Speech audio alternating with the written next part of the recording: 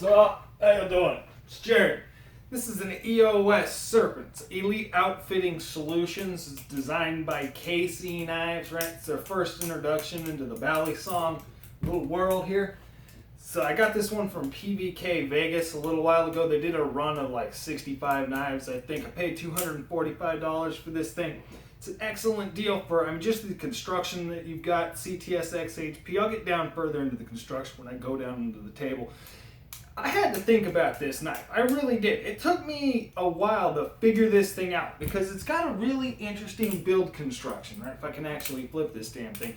It's strange, right? The way that it's designed. It does have a decent amount of weight. There's a lot of material here.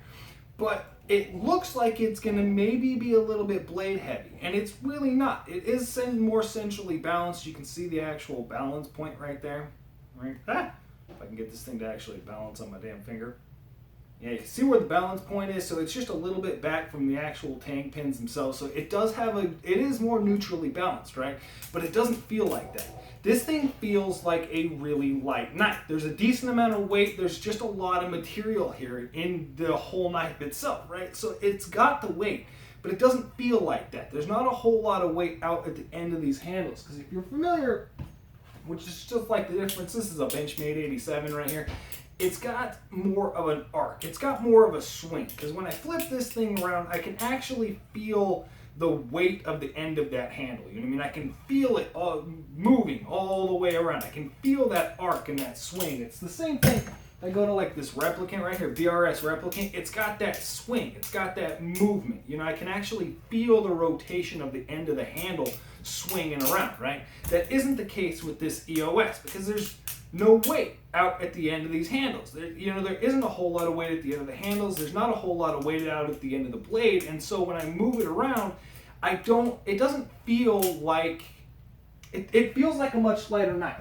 It actually feels like I'm flipping something like this 51, right? It feels like the manipulation of a lighter knife, like this 51, but with more weight, because it's heavier. It definitely has its own interesting feel. I like the way that it flips. It's not my favorite flipper. I like this knife more than I like the way that it flips. But I'll get down into that when I get down into the construction of this thing onto the table. It does flip really well through the air. I think this knife would really be good for somebody who's, I don't know, maybe a little bit more technical. If you're trying to stop the knife and get it to move a different direction, I think that this knife, the way that it's balanced, where the weight and location of most of the mass is, would benefit somebody who's going to be switching a lot, doing a lot of ricochets, doing a lot of twirls, things like that, opposed to more momentum-based moves, opposed to something, they're actually spinning the knife. Because it just seems like it's kind of a stop and go kind of design, which definitely works better for the tactical realm if you're trying to be a little ninja. I definitely like this knife. Let me get down onto the table.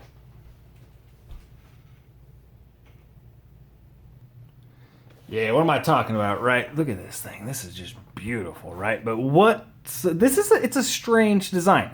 When I first got this thing, I was looking at it. It's aluminum spacers. I like the way that these aluminum spacers are done. It's actually excellently finished. There's barely any transition there. I can't really even feel anything with my fingernail. It's an excellent job on the fitment there. And you can see that it's not as shallow. It's more shallow on this side. The depth of that hole actually down to that aluminum spacer is deeper on this side than it is on this side. It's more shallow. You can see that. And that's the directional stability, because it's only held on by one screw. And so if it wasn't raised up into that little section of the milling of the titanium handle, then it would just be free to rotate. So it's actually fitted around that aluminum spacer into that, just give it into that little dip there, but you've still got the dip on both sides. You can still feel the end of that. You can still feel that little hole there tactily, but it's still holding that actual aluminum backspacer in. So that's actually a really neat touch, but it's a lot That's a lot of weight taken out. That aluminum is light. You know what I mean? There isn't a whole lot of mass. There isn't a whole lot of weight there. And as well, you're taking away a giant chunk of this titanium on both sides of this handle. You're losing a lot of material there, as well as there's another hole milled out here. So you're losing more weight there. The milling here, it's just a lot of weight taken out of the end of this handle, right? Which is the opposite of most other Balisongs, because this is the Benchmade 87 right here. And you can see that these holes actually taper. The hole in the front is bigger and wider than the hole in the back. And as well, you've got this big bulbous mass of material here.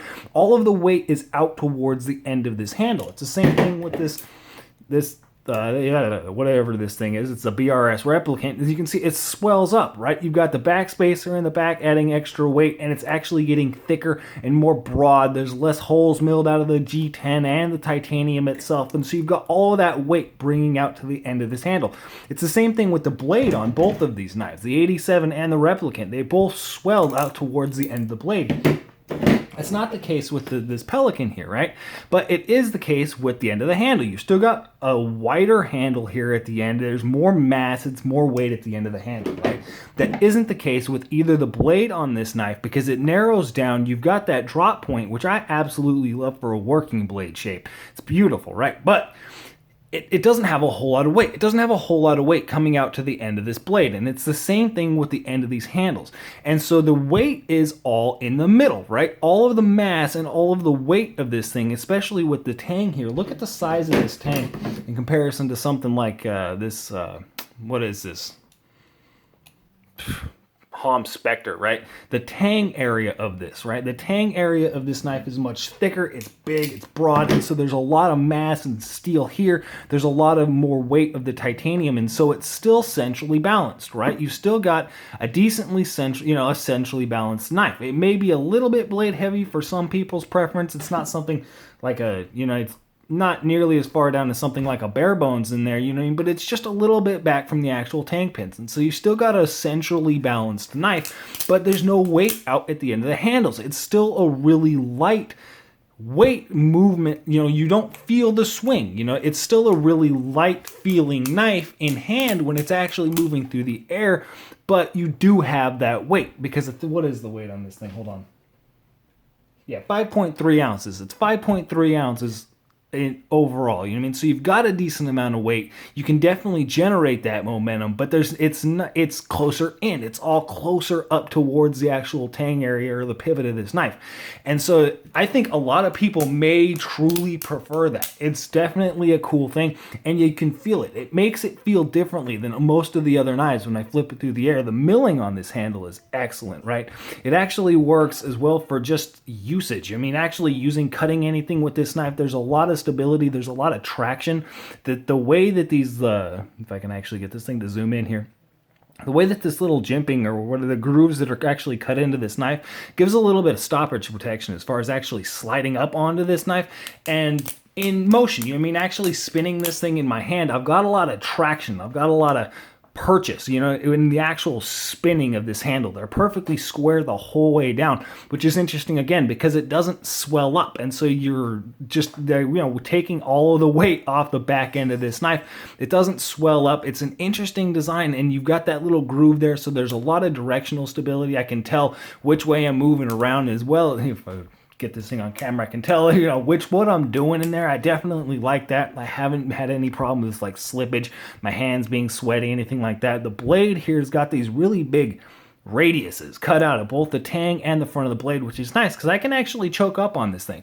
If I'm going to be using this knife, I'm going to be doing any sort of hard cutting task, something like that, this is actually very comfortable because the way that my hand is up around the tang area of this blade, it's very secure because I'm not squeezing the handles together nearly as much, and I've got the directional stability of holding onto the blade itself, and so it's just an excellent use blade shape. It's good to work with, The full flat grind on here, the CTS XHP, which is an excellent steel. It's actually chipped my tile floor. I dropped it on the tile floor and it chipped it without even doing too much damage to the tip of this thing. I have not re-tipped it. You can see a little bit of deformation there on the edge, but I've beat the crap out of this thing. So the steel itself is done really well. I definitely appreciate that. I like the grind, that's not the thinnest thing behind the edge, but it's definitely cool. And this is strange. The actual texturing right here for the EOS and this little American flag, I freaking love the little American flag here. It's like sandpaper. It's laser blasted or whatever it is. They actually put this on here. It's just some process that they engrave into the actual steel with a laser, and it feels like sandpaper. It's not going anywhere. You know what I mean? You can rub that for as long as you want, and unless it's like abrasive material scraping against it, it's not going to go anywhere. And it definitely gives a cool aesthetic and just feels really nice. I like the way that that's done, as well as on the inside of this handle, right? Check this out. Actually made in the USA. Why does it say actually made in the USA? I get the made in the USA, but actually is just a little interesting thing. I like that. You know what I mean? It's neat. It's just, and it actually, you know what I mean? That gives a little bit of security on the fact that I do truly believe that most of these parts, if not all of these parts, were made in the USA, just because they were willing to stamp that on the interior of the blade. As well, it's just really cool. It gives a kind of a neat aesthetic effect that's done in there. I like that. Most of these knives, well, not most of these knives, but some of them, when they did come out, had the anodized finish. This one is the stone-washed version. I got the stone-washed version because it was the one available when I went to purchase it, so I picked it up. The rest of them were gone. The stone wash on the actual blade itself is just gorgeous. I love that. Very deep, very heavy stone wash, and it's got these striations that come down the actual length of the blade. I don't know if that's milling marks or just something that happened in the finish itself, but it definitely looks cool. Yeah. Excuse me. Yeah, the tank pins have held up. There's not too much information on anything in here. You know what I mean? You can see a little bit of wear, a little bit of peening on there, but it's not too bad. So those are definitely nice. It's heat treated, whatever that is, because I'm not the nicest to Balisongs. I definitely flip these things around. I'm not the hardest on them by any stretch, especially with what some people do to these freaking things, but I'm not the nicest to them, and it's held up. There is no whole lot of deformation. I've been flipping this thing for a while. I throw this thing in my pocket just to use it because I like the blade. I really enjoy the blade, the traction that I get from the way this handle is done, and as long as the handle is. The actual overall specs on this thing, it's got a 5.6 inch. No, 5.4 inch, excuse me, 5.4 inch handles. It's 5.6 inches closed, 4.1 inch blade that is 0.14 inches thick. It's 9.5 inches overall, so it's decently long handles here, but you've got the 4-inch blade, 4.1 inch blade with a 5.5 inch handle, which is an interesting combination in Balisongs. That's kind of, it's a little bit off from the relationship you normally see, but I really like just the working purpose, you know what I mean? Actually being able to use this thing. So it's really kind of what I gravitate towards the most. It's comfortable to flip around. I don't have any problems with hot spots. I don't have any problems with just, it wearing into me, anything like that. The tang itself, the tang nipple there is a little bit big, to stick off a little bit. Zen nipple, whatever you want to call that thing, I don't even know. And I love the fact that this has got a little bit of like protection, right? If I'm up in this area and it actually comes up and it's a little bit safe, you know what I mean? I'm never going to actually rely on something like that, but I mean, if I do come up and make that little bit of a mistake, there is that aspect in it. And something actually I want to say about this Home Spectre Elite right here. Picked up this Home Spectre Elite a little while ago. This knife is pretty much perfect, right? I have had a little bit of a problem with the tang pin moving. The actual lower tang pin here is moved around a little bit, but that's just being beaten up, right? This knife is basically perfect. The fit and finish on this thing is excellent. The handle play is excellent, but there's the sharpening on it. The actual edge grind on the blade. Look how far out that edge grind until it's sharp. The cutting edge does not start until that point on this knife. Even after you can see the grind there, it's still not sharp. That's not going to cut you. So there's a little bit of protection actually coming in onto this knife, right? And I don't know if that's a bad grind. It probably is just being misground. That's probably an improper grind, or possibly going with the conspiracy theory. Did they put that in there so you've got that little bit of extra protection against cutting yourself? Who knows? Maybe they did a shitty grind or shitty sharpening job on purpose. I don't know. Here's the killer for this knife, though. A lot of people are going to probably love this thing, but here's a killer for some people. That tap runs on bushings, titanium runs on bushings. This isn't ball bearings. It is a bushing pivot, and the bushings are they are fitted properly. I can tighten that screw down as tight as it'll go. This is my handle plate. There is a decent amount of handle plate. It's not crazy. It is solid. It hasn't moved around at all. But that little bit of blade tap right there, something I can't say I love it, but I can't say I hate it at the same time. I kind of like the noises the Balisongs make, and that's just a little bit of personality behind this thing itself, but that will probably eliminate this knife from being viable for some people. They're going to have to do a lot of work to the actual pivot of this thing, to the bushings themselves, the Zen pins, whatever it is, to actually get it fitted down to the point where there isn't going to be that tap. That's it making contact with the inside of the bite handle, or the inside of the safe handle.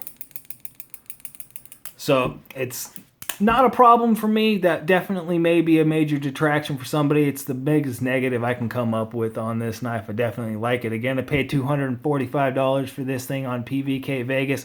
EOS is Elite Outfitting Solutions. They teamed up with KC Knives, right? And this isn't the only knife that they've done. I believe they're doing a run of knives with the KC knife design. Folders, traditional folders, things like that. Well, not necessarily traditional folders, tactical folders. I mean, more traditional folding knives, as well as this Balisong here. Hopefully they come out with more of these at some point in the future. They said that they were going to, on some of the forums, they said that this was just going to be the first drop, maybe. I don't know if they're going to actually make more of this specific Balisong, or if they're just going to go on to a different model, but hopefully it sticks true, because this is definitely a good beginning. I like it. And that's it. EOS Serpent. Y'all have a good one.